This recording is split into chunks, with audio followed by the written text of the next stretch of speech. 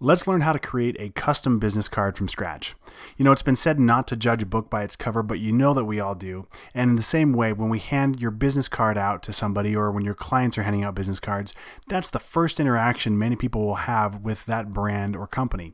So we need to make sure that it's a high impact piece, that we've spent enough time in making sure that it portrays the brand well. And then also we need to finish it through all the way to the end in the production and make sure that we print this in such a way that it looks sharp, it's on great paper, and it really conveys the feeling of the brand and that it all looks good. So how do you do that? Well, let's get started. Let's create a brand new document. And what we're going to do is create a simple 3.5 inch by 2 inch business card. That's the standard size when it comes time to get this thing printed. Now we can deviate from that. We can make slim cards, we can make square cards, we can make teardrop shaped cards. But for the most part, you're always going to be working with 3.5 inches by 2 inches for your canvas size. So let's go ahead and do that right now. We'll make a brand new document, 3.5 inches by 2 inches, 300 DPI at CMYK color mode. And then the other thing we want to do here is give ourselves enough room for what we call the bleed. And typically, 1/8 of an inch is more than enough for a bleed. So if we add 1/8 inch to the left side and 1/8 inch to the right side combined, that's an extra 1/4 inch to your document. So what we're going to do, instead of being 3.5 inches, we're going to make it 3.75 inches wide. And for our height, if we add 1/4 inch, it's simply 2.25 inches. So we've now added 1/8 of an inch all the way around the document. We'll go ahead and hit OK to open this up. And now what we see here is our new canvas ready to go, but it is not the standard size we need. It's a little bit bigger for that bleed. So let's go ahead and set up what our trim area is going to be. To do that, I'll hit the letter U to get my rectangle tool. And I'm just going to fill it in with just a blue fill so I can see what it is. And I don't even need to drag it out the whole size. I'll just get it started and I'll hit Command T to get my free transform tool. And up here, the width, instead of 100%, we'll set it to 3.5 and then type IN for inches. So it's not scaling it to a percentage. And then for the height, we'll set it at 2 inches high. So 2 IN, we'll hit return. And now we've got our rectangle set up. I'll go ahead and close this properties window because it's bugging me. There we go. All right, now if you've got your snapping turned on, if you go under view and snap, this should snap for you to the center. But just to make sure, just in case, go ahead and hit Command A to highlight your whole canvas. With this rectangle selected, we're going to set it horizontally and vertically aligned centered. And I'll hit Command D to deselect it. And now again, with this rectangle still selected, I will drop some guides down.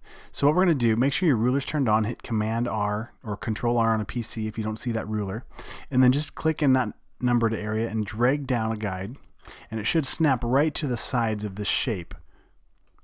And then I can click here and hold down Alt to flip it from a horizontal to a vertical guide, or I can just drag out from the side here.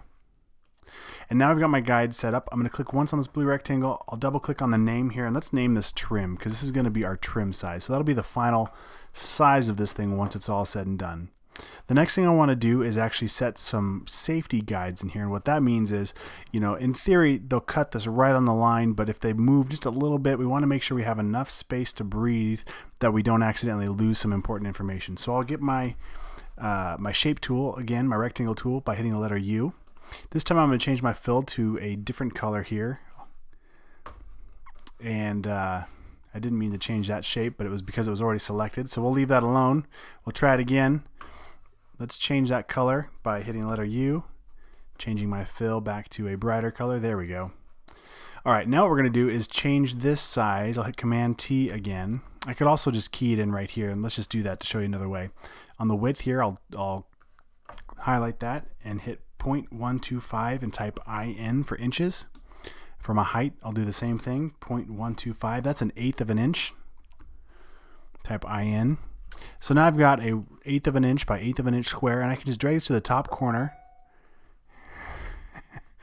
Sorry, apparently I've got my phone turned on here. And we'll drag a copy down. All right. So now we've got that set to the bottom, and we've got our guide set up. We can delete that extra shape, and now we have our trim and our safety guides. All right, so let's go ahead and save this. Hit Command S to save. We'll go to my desktop, and this business cards file, design files, we'll stick it into my Photoshop file, and we'll call this business card front. Make sure it's a Photoshop file. Hit save. and you should be good to go. All right, so in the next lesson, we're going to start gathering assets to start designing this card. So the point of this video lesson now is to just show you how to start designing the business card. And you already know how to use Photoshop at this point, so I'm really not interested in showing you a bunch of different ways to design something as much as showing you a few little things to consider as you design your business card so you get the right results that you're looking for. So like any good cooking show, I've already cooked up some typography, so you don't have to sit here and watch me fiddle with it for an hour. So here's some simple text I've got for some contact information, simply using the original font that we used on the logo, Abolition Round, paired with Lato. So you're welcome to take those fonts and create something if you want. Again, this isn't necessarily about the design right now as much as it is about some just different things to pay attention to. So one of the things I want to show you is when you're working with fonts on a business card, the smallest font size you should really go to would be 7-point font. So if I look up here, I can see I've got 7-point font. And now the thing I would say, you know, would be the exception to this would be this graphic designer text. Because it is in all caps, I did crunch it down to 6.5. So that is the absolute smallest you'd ever want to go on the size. Right now it looks fine because we're zoomed in, but when you actually look at this at the viewing distance or the size of the card, you know, anything smaller than that is going to be nearly impossible to read. So that's one thing to consider. The next tip that I've learned in making business cards is, well, we talked about how the width is 3.5 inches and the height is 2 inches. So if I draw a rectangle shape and I free transform this, and let's just make it 2 inches wide, so 2 inches by 2 inches tall, we have a perfect square. And this is actually a great ratio here to, you know, you don't have to actually show the square on your card, but let me just show you something real quick. If we snap this into where the actual trim size is, not the actual bleed, but the trim size, and we drop a guide either on this side, or maybe we move it over to the left here, and drop another guide over here, and I'll turn my shape back off. It creates, it's kind of tough to see on that white background, but it creates a natural break in the design, a nice grid, I guess you could call it, to drop in a logo. So I'm just going to jump over here to this other logo that we designed in a previous section, and let's just paste this over here to the side here.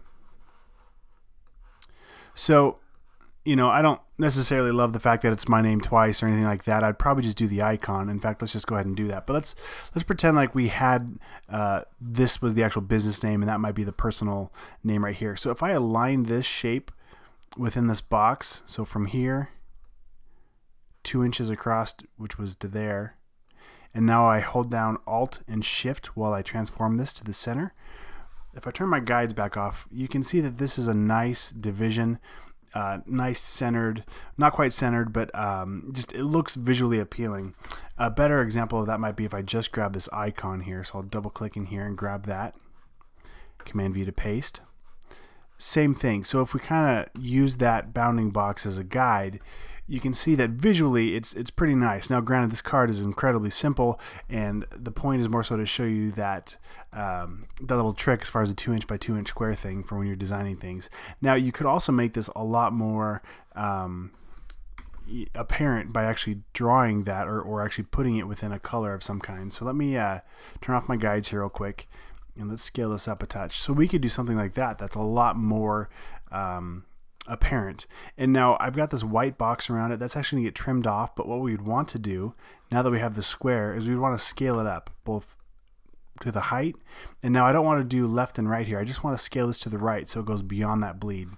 And sometimes it's hard to see what it looks like with the bleed, so what I do, I'll turn on my guides again, I'll get my rectangle tool by hitting the letter M, and then I'll click and drag to my trim size area, and then I'll select the inverse, Command Shift I. Where is that at here? Inverse, there we go. Shift Command I, and now it selects just where my bleed area is. I'll make a brand new layer, and I'll hit Command Shift in the right bracket to throw it all the way to the top. I'll hit the letter I to get my eyedropper tool, and I'll sample the canvas color, and I'll hit Alt Delete to fill just that selection area with the canvas color. And I usually just call this layer Bleed Mask, because I'm literally masking my bleed, just so at least visually as I'm looking at this, I can kind of get a feel for where the actual size of the business card is. So hopefully those tips help you create something that's a little more balanced, as well as kind of getting an idea of the size of the card. The next thing I would do is, if I was going to send this comp to a client, I would actually hit Command 0 to make this as big as I could. I'd hit Command Shift 4 to take a screenshot on a Mac. On a PC, you can just hit Print Screen.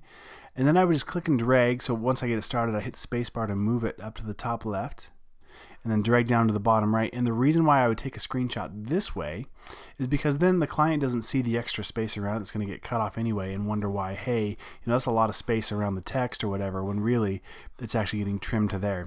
So now when I jump to my desktop and I open up that screenshot that I just took, we can see that it just shows that area I took the picture of. So that's how I work with the creation of the business card. But again, feel free to push this design further and to create something that you truly love.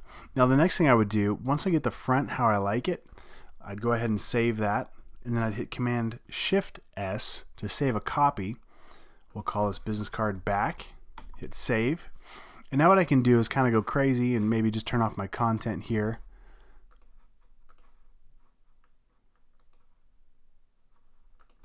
Pull those out to a separate group. Let's turn that off one more time. There we go. And maybe fill the back with just the color, with a matching color, and maybe do something creative with the logo. And depending on the logo, this might not be a good solution. You don't usually want to dilute the brand this way, but it really just depends on what you're doing. And in this case, it's my own thing, and I really don't care because I'm having fun with it. So this is another way to take elements of the brand and create something that's unique, fun to look at, and that reflects pieces of the brand and still looks good together as one whole unit. So hopefully that makes sense. I'll hit Command S to save this, and that's all it took for the back. It really took me just a couple seconds to create something that's interesting. And if you wanted to, you could push this further and maybe drop in your company's logo over the top here. Let me jump back over here, Command V to paste, scale this up, and maybe put this in a white, and maybe that's good enough, right? So you just got to play with it and figure out what you like, what works well. In this case, I'm just kind of goofing around, but hopefully that helps you out. And in the next lesson, what we're going to do is show you how to set up your files for special processes like UV coating and spot gloss and things like that, as well as how to export these for print. All right, you've taken the time to design the perfect business card. And in this case, what we did was just a sample, super quick, very basic, but we can take a basic card and make it epic by doing some simple finishing touches. So let me show you an example of some of those. So I've pulled up a few different finishing touches that we can do. So here's an example of spot gloss. So in this case, you see the shiny black, that is a spot gloss. It's basically a clear coat that's laid down over the top. So there's actually no ink on this. It's just a clear coating that then shines depending on the angle of the light. So we can do a spot gloss, or spot UV they call it. We could also do a foil. So a foil is literally that. It's just like a metallic foil that shines, and you can do reds, golds, blues, greens. You can, anything you can imagine here. And here's some examples of some different foils. And again, you kind of see how they reflect in the light. And that's a way to add some visual interest to your piece. Here's probably a really good example up close of how that metallic foil looks. We can do die cut business cards. So a die cut is literally a die that's made to cut out or to stamp out a shape. So in this case, we got the shape of the coffee mug, or in this case, they've stamped out the shape of their logo, and then they've also done rounded corners, and that's also part of a die. So your die can be the outside shape of the card, or maybe it's the die on the inside where we've punched out a physical shape. So there's lots of ways we could use die cuts as well. We can do embossing or debossing. In this case, this milk is a deboss where it's actually sunk down into the card, or an emboss like this where it's actually raised up from the card. It's actually punched in from behind it. So there's a lot of cool finishing touches we could do. And what I'll do right now is I'm about to show you, well, how would you explain this to the printer? So let's take a look at that real quick. So first we need to decide, what we're going to do with our card. And in this case, I feel like a simple spot UV might be really effective. So what you would do is first and foremost talk to your printer and ask them how they want the file, because you don't want to set it up in a way that they're not able to work with, or if they prefer a certain format. But typically, this is how you would work.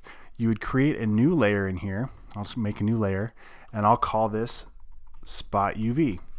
And that's really all it takes. And now anything I draw on this layer, the printer will use as that fifth color where they drop down that Spot UV. So for example, let's say we wanted to bump the letter M here and maybe my name with a shiny spot gloss on top of it. So what I'll do, I'll click on this layer, I'll command click to select it. So by holding on command, you can click right there on the thumbnail and it'll select whatever pixels are in that layer.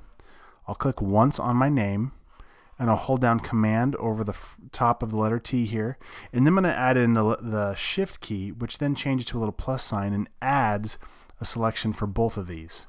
I'll come back to my Spot UV layer, and depending on the printer, they might not care, so you might just fill it with black. I'll hit Alt Delete, or maybe they want to really spell it out, in this case like with a bright magenta or something, so I could fill it with pink, and then that way I know anything on this Spot UV layer is a separate color that gets printed. So then if I wanted to take this one step further and actually send it to the printer, some of them will just take your PSD file and they can get in here and they can see exactly what your intention is as far as where is the Spot UV going to go. And some of them though prefer that you actually set it out as a separate file. So the way you would do that is I'm going to turn off this bleed mask I've got going on, and I would turn off my Spot UV as well, and I would export this card by itself. So let's just do that real quick. I'll hit Command S to save my progress.